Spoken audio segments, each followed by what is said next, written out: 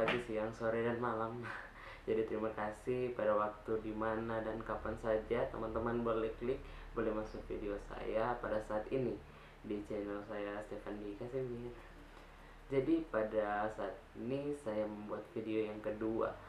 Jadi video yang pertama perkenalan saya dan juga memperkenalkan. Jadi dari perkenalan memperkenalkan tentang wisata alam saya, teman-teman boleh lihat juga. Dan untuk saat ini saya ingin memenuhi juga tugas dari kampus, tugas mata kuliah saya ingin menjelaskan dari 3 paper yang saya rangkum tentang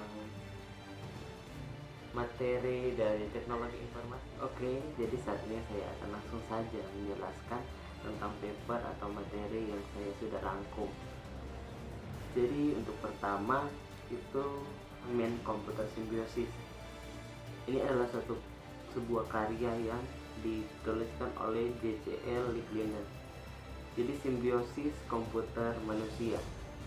Ini diterbitkan pada tahun 1960.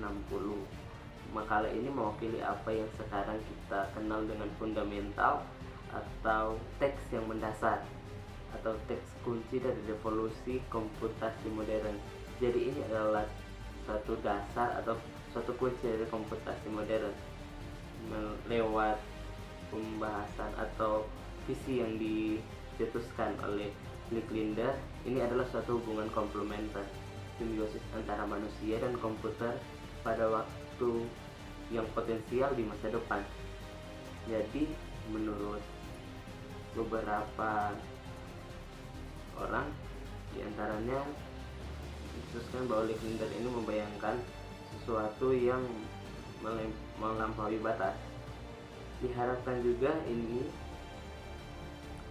jadi istilah dari ini ia definisikan sebagai jaringan komputer yang terkoneksi atau yang terhubung antara satu dengan yang lain, juga dilengkapi dengan teknologi penyimpanan dan pencarian informasi.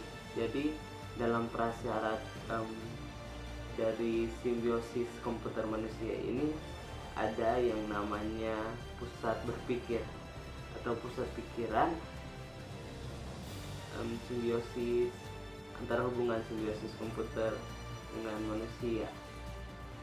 Jadi pusat berpikir ini secara keseluruhan ada hal-hal yang merupakan prasyarat untuk pengembangan jaringan.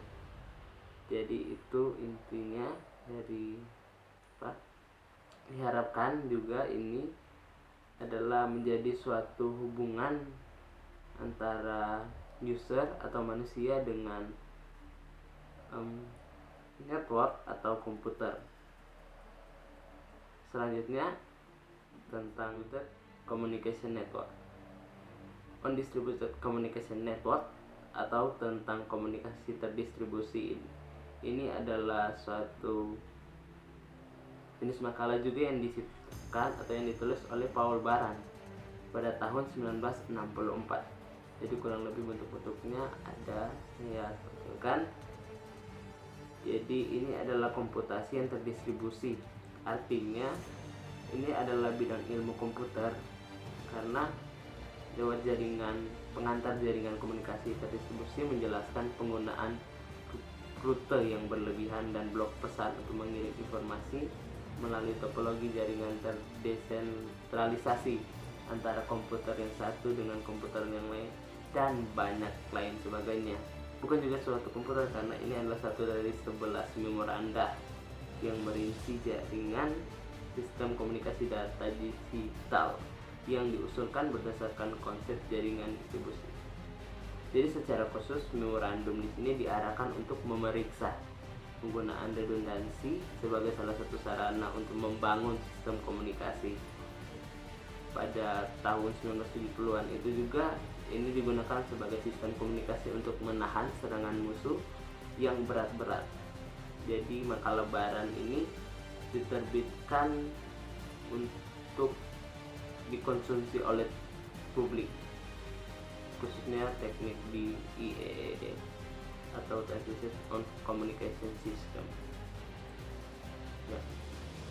jadi untuk yang terakhir, protokol for packet network intercommunication atau terkenal dengan internet edisi yang pertama di sini. Jadi karena ini adalah satu makalah yang dibuat oleh Chef Duncan.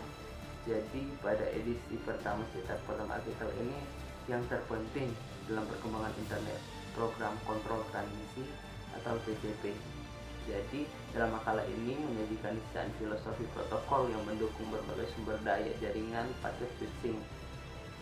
Di tahun 1970-an, ARPANET jaringan bukan lagi satu-satunya jaringan komputer karena negara-negara yang lain, terlebih karya ilmiah di Amerika, telah membuat suatu jaringan mereka sendiri. Di sini Chef Duncan mempertimbangkan untuk bergabung dengan mereka karena lewat jaringan gabungan yang lainnya ini tidak disebut catnet, melainkan gateway yang disebut sebagai internet. Jadi Chef dan rekan-rekannya mendemonstrasikan sistem pertama yang memberikan akses ke lebih dari satu jaringan. Internet seperti yang kita kenal sekarang telah lahir. Jadi ini adalah awal mula lahirnya internet. Ini sekian dari materi saya, dan terima kasih. Sampai jumpa kembali lain waktu.